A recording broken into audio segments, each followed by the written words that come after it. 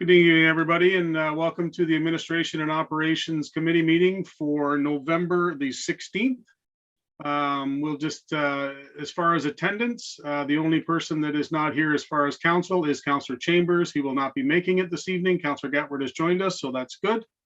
As far as the approval of the agenda, does anybody have anything to add to the agenda?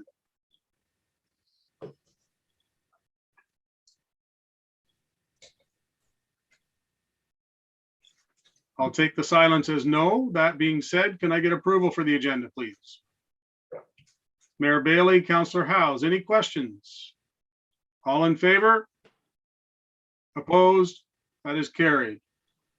Declaration of pecuniary interest. If you have any at this time, please say so. If not, please say so at the appropriate time. Anybody?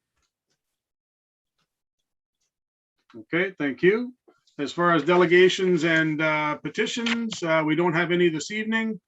So we'll move on to number 5, adoption of the previous minutes. Can I get a mover, please?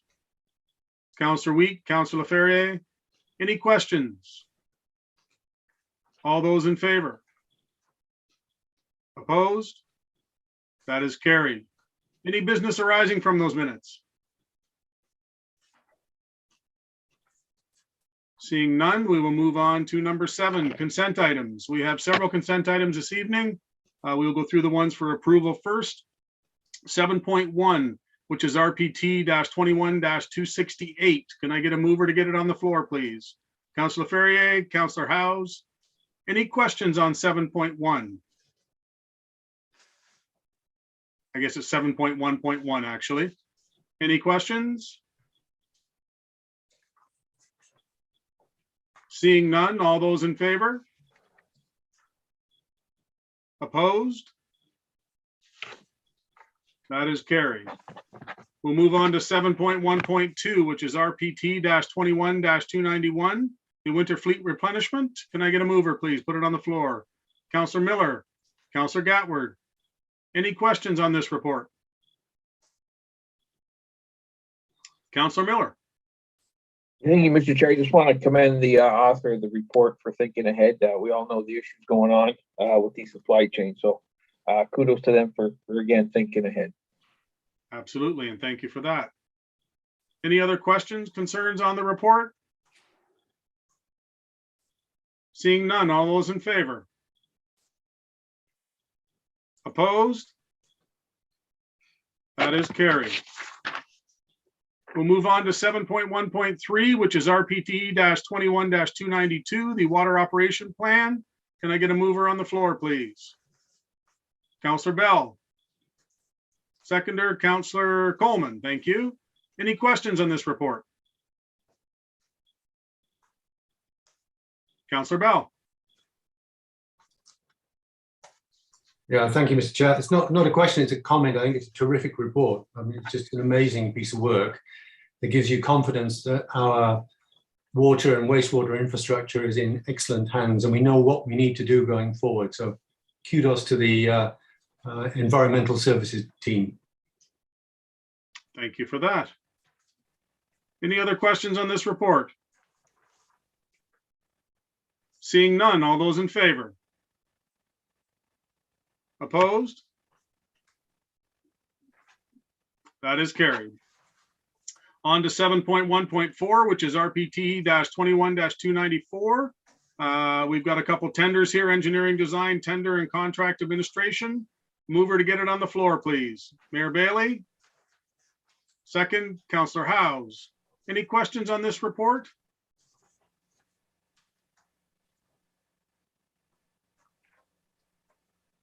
Seeing none, all those in favor?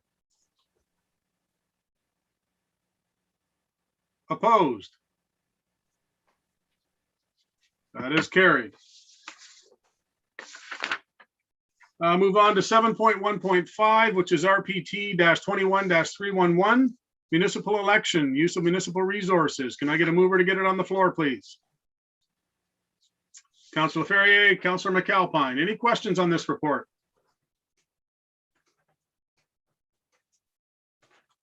Seeing none, all those in favor? Opposed? That is carried. Okay, moving on to 7.2 consent items. I see two of them. Is somebody willing to put both on the table, or does anybody want them separated? Counselor Coleman? For both? Counselor Miller, were you looking for both or to have it separated? Yeah, I'll separate them. I do have a question on 7.2.1. Yep, no worries at all. So we're going to go 7.2.1. Counselor Coleman moves. Counselor Miller, will you second? Okay. Yeah. And then go ahead with your question, Counselor Miller. Yeah, okay. There's a lot in the report. Again, a good report. And I just want to commend water staff because I know it hasn't been the easiest year with COVID and all that, but I think they're still holding their ratings very high. I just have a quick question, Mr. Chair, for you, maybe to the report's author. And it's on page 11 of 15. I guess it's page 87 of our package. But anyways, it talks about their water departments required to develop a county service policy. So if somebody calls in, how do we deal with it? Well, I'm just wondering, they said that they had 267 calls last year from October to October. So we're obviously tracking them because we know that there was 267 calls that came in last year. So my question is, if we don't have a county servicing policy, how have these calls been dealt with in the past? Like a resident calls in, they've got the water tastes, they think it doesn't taste good. How were they dealing with it before, and what might change? Mr. Davidson, are you able to help us out with an answer to that, or Mr. Walton? I see that Alex Davidson's on the call, and I think that he should actually answer this. So I didn't realize he was on until I saw his name there. So I'll transfer this over to Alex. I think he's in better position to answer than me. It's through the chair to you, Councilor Miller, is one of the things about the DWQMS system. It's all about documentation, and one of the things we have here is this kind of highlights it. This is something we just do by rote. Somebody calls in, we answer their question, and we need to get it documented in a form so that the rationale being that if something happened, a pandemic, for example, COVID, and it actually took out the water department or those that normally answer those questions are going to be documented so that the person answering the phone has something to reference in order to do so. You can imagine with something like this, it's going to be quite a monumental task, is the questions that come in, we've grouped them there into 6 categories, but within each one of those categories, there's a number of subcategories as well. So it's just a matter of documenting what we normally do by rote. Okay, just a follow-up question, Mr. Chair. Mr. Davidson. Alex, somebody calls in, I don't know, I don't know if anybody's there on the weekend or not, but they say it goes to voicemail. Or they email you concern. Do you guys have or will you be writing in this policy a time to respond, or any thoughts on that? The policy will have a time to respond on it. We try to we do our best efforts to get back to the consumer as quickly as we can. In terms of how does it happen now on the weekends, if somebody calls in, the call would go to Brant County Fire Dispatch.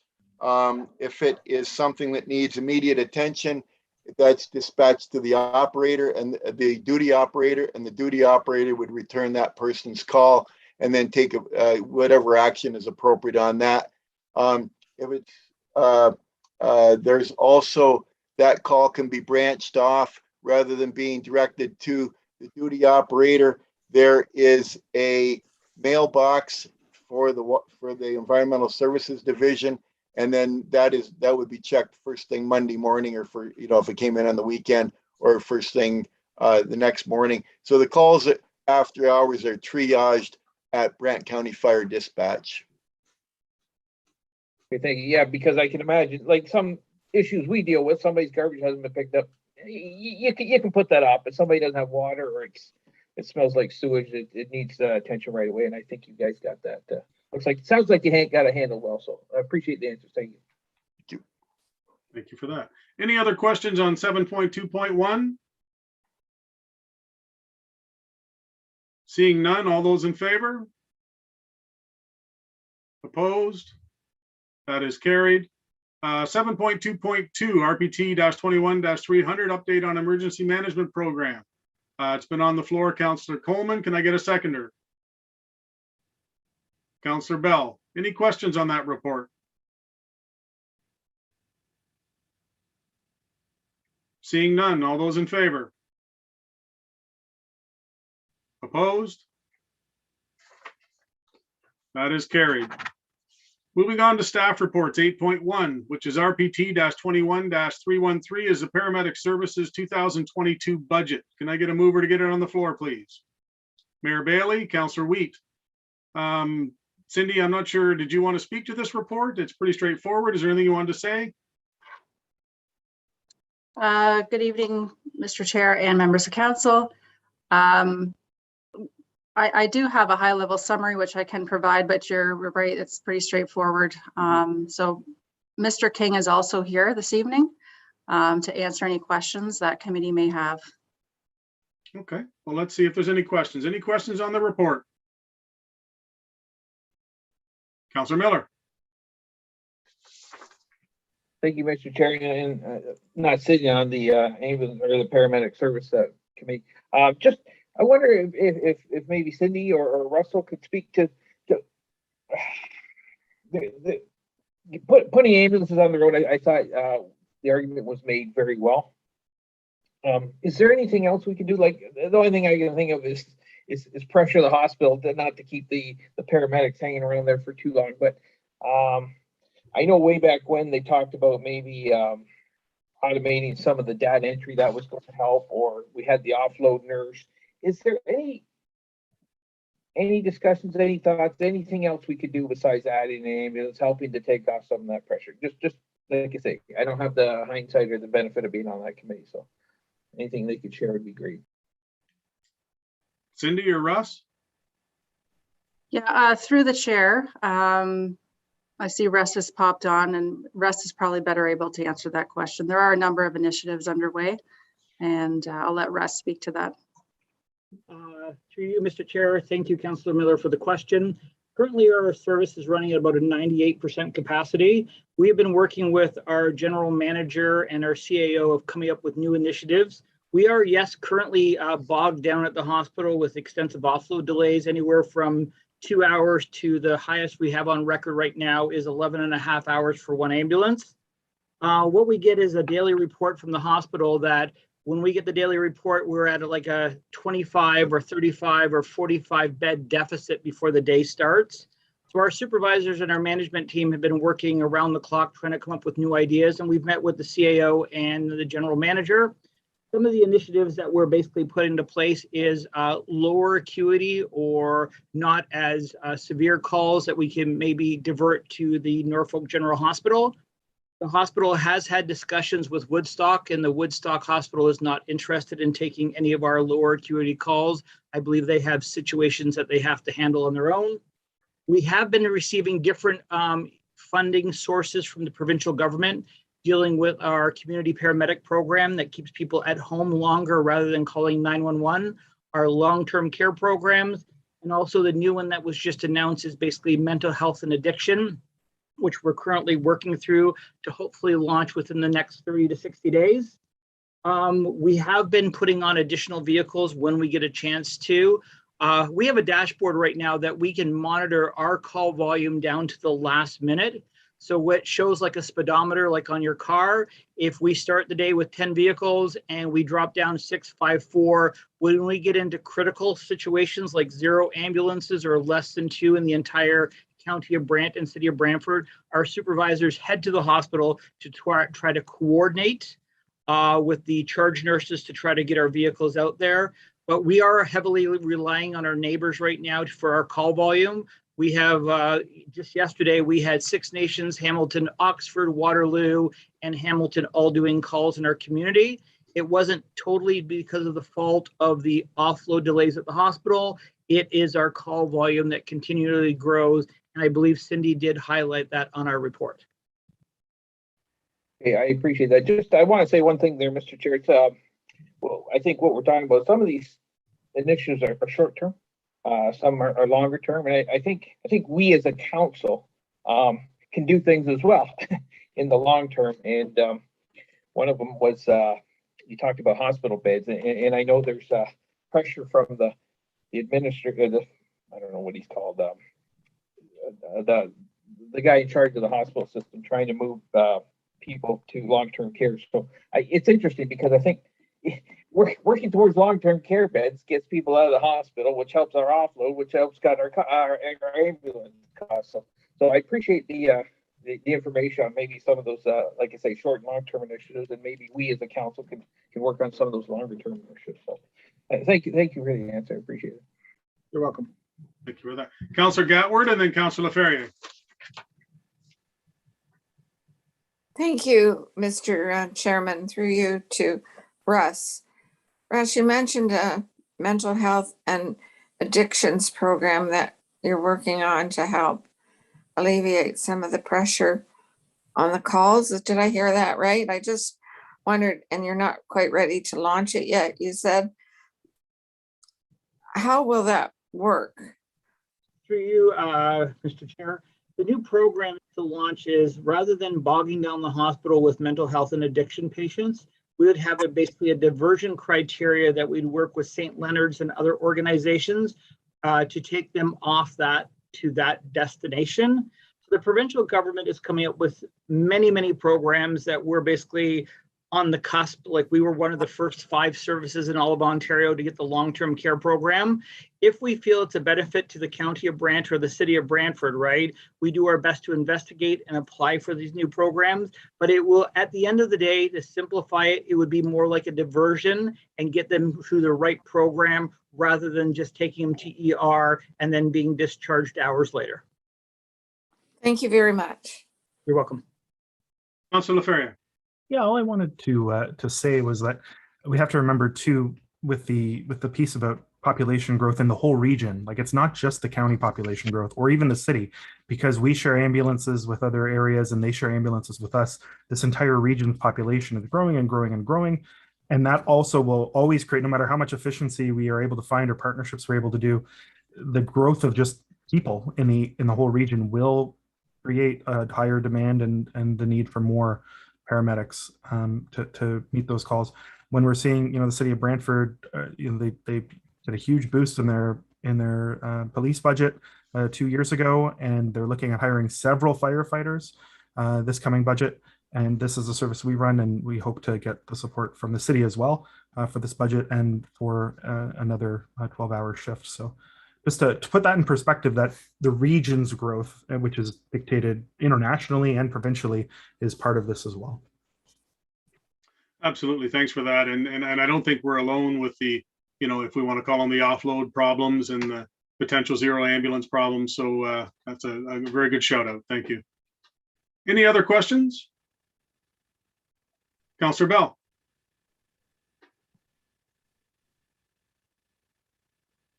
Your mouse has let you down, my friend. I just man a battery. We'll give him a minute here. Got it. Thank you, Mr. Chair, for your indulgence. A question, I think, probably through to Cindy, if I may.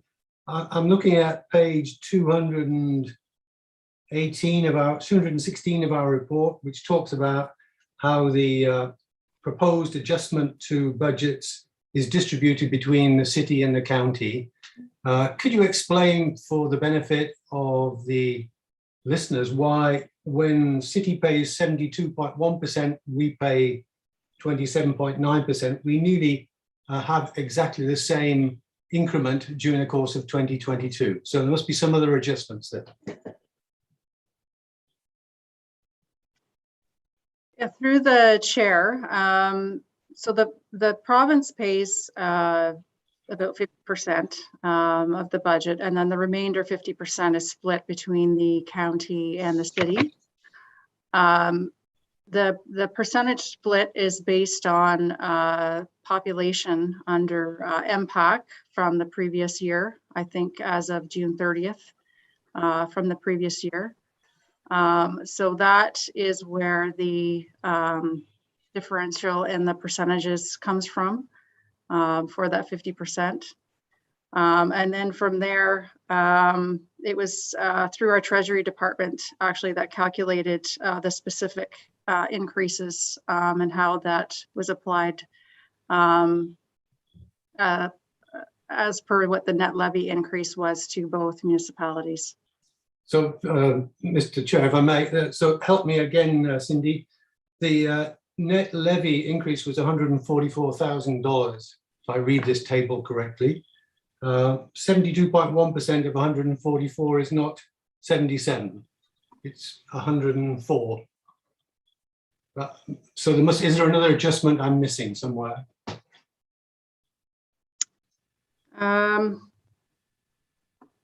I may need to just get back to you on that. So I'm having trouble pulling that up, and I may need to just verify that with the treasurer. Yeah, thank you. Appreciate that.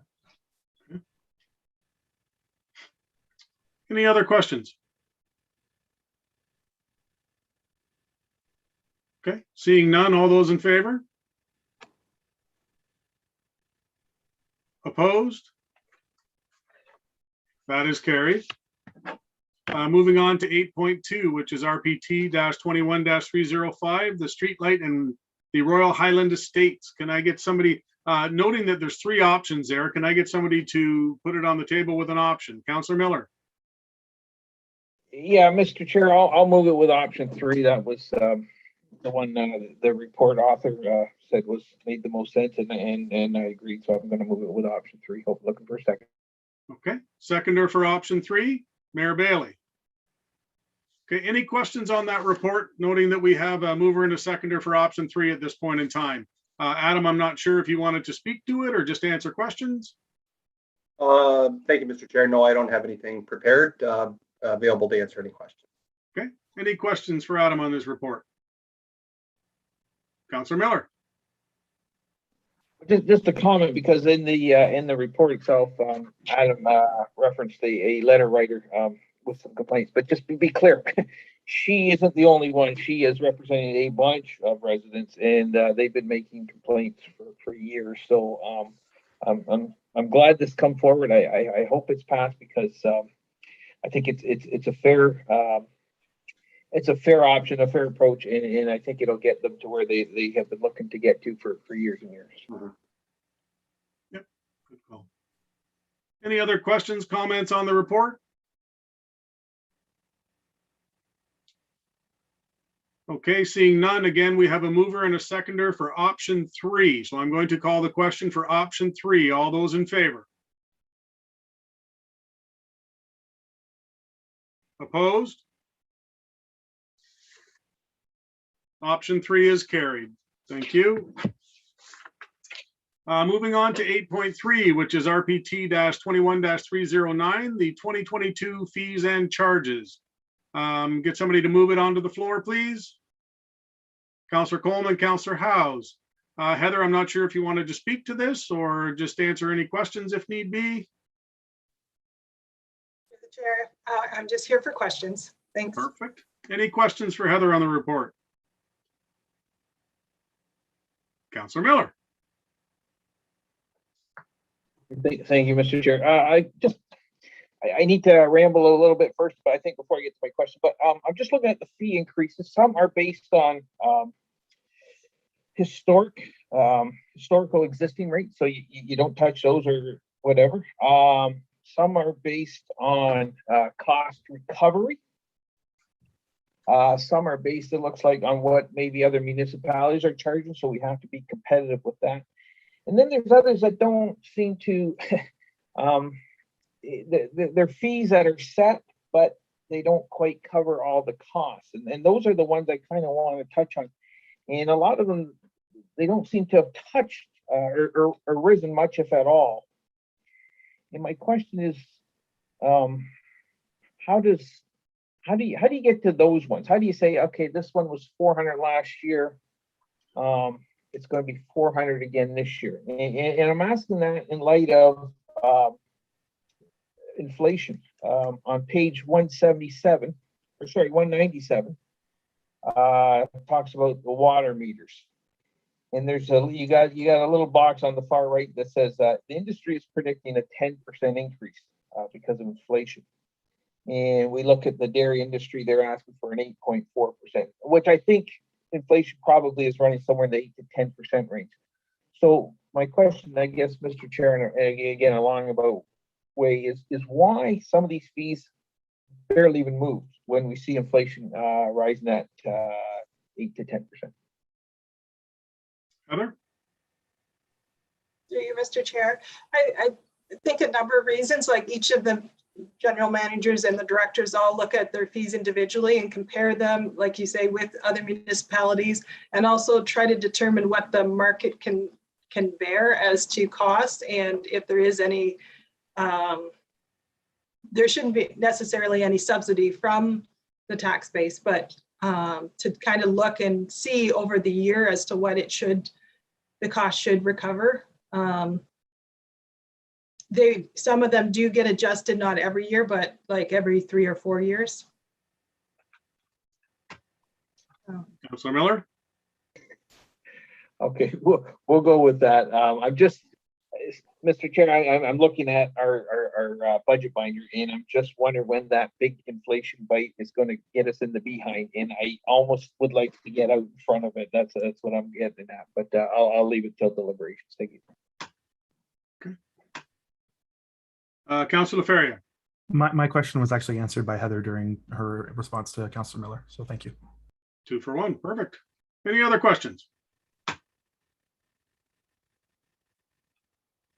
Seeing none, all those in favor? Opposed? That is carried. Okay, we're moving on to 8.4, which is RPT 21-312, which is the annual renewal of council appointments. Get somebody to move it on the floor. Councilor Howes. Seconder. Councilor McAlpine. Heather, did you want to speak to it or just answer questions, or? No, it's just a standard report. There was one correction noted earlier today, but other than that, unless anybody wants to change their committees, we're all good. Okay. Councilor Bell.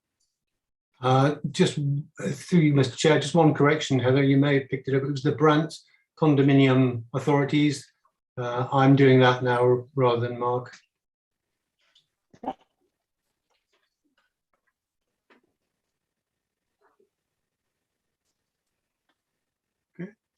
Any other questions?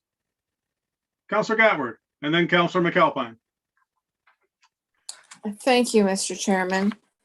Through you to Heather. I noted on the election committee, my name was omitted, unless that's a new election committee. I wasn't sure. No, that was taken right from the bylaw we passed in 2018. So I know you're on the previous terms committee, but I don't know. I don't think this committee's met. Maybe I was on previously then, because I thought we had a meeting after the election, but it doesn't matter. Thank you. Councilor McAlpine. Yeah, I was just wondering about the South Dumfries Nonprofit Housing Corporation Committee, whether that's dissolved with the county taking over that, or whether that is going to continue as a committee. We'll be doing a more comprehensive review before we do the 2022 appointments, so that we have a fresh go and new list next term. Okay. Okay. Councilor Wheat. Yeah, my comment would be on that South Dumfries nonprofit housing. Is we have disbanded. That committee of management has been disbanded. All the documents were signed and submitted to the province. So there really isn't a committee of management anymore. It's the county owns the whole deal and the county runs it. So I don't think we need any, it's my opinion, I don't think we need to appoint anybody to it because there is no committee anymore. Okay, thank you for that. Any other questions? Councilor Miller. Thank you, Mr. Chair. Just I want to briefly explain SWIFT and why I would like to stay on it, simply because, as with any committee, and SWIFT was certainly no exception. There was a very, very steep learning curve. I've got through that. I fought through it. I'm on a subcommittee, but SWIFT has done most of the heavy lifting at this point. And right now it's almost in a wind down stage. They've got all the tenders issued, all the work's going on. So at some point in the next very near future, it's going to be mostly a caretaker organization. At some point, we thought there might have been a SWIFT 2.0 when the funding come out. Since that time, in the last few months, we've learned that's not the case. It's going to be handled directly by the government themselves. So that's why I suggested, if I've learned this much, they know me, I know them. It'd be nice to just kind of wind it up that way. So if anybody was wondering, nobody asked, but I thought I'd explain it anyway. Thank you for that. Any other questions on the report? Seeing none, all those in favor? Opposed? That is carried. Okay, that's it for staff reports. Communications, I see none. Nobody said anything about other business. Anybody have anything for other business? I'll do one last call for that. Seeing none. That'll move us to in camera. Motion to go in camera, please. Mayor Bailey, Councillor Howes. All those in favor? Okay, we're heading into camera.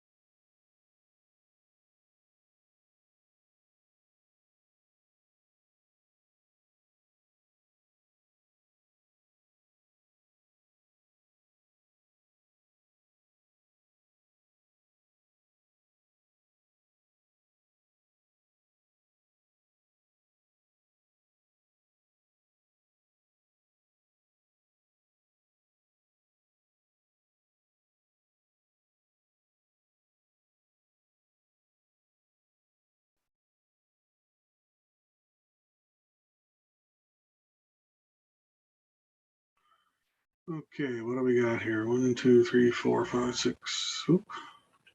1, 2, 3, 4, 6, 8, 9, 10. There's Councillor Miller. Okay. It appears though everything is back. So Gary, if you can just let us know when we're streaming again. We're live. We are live. Okay.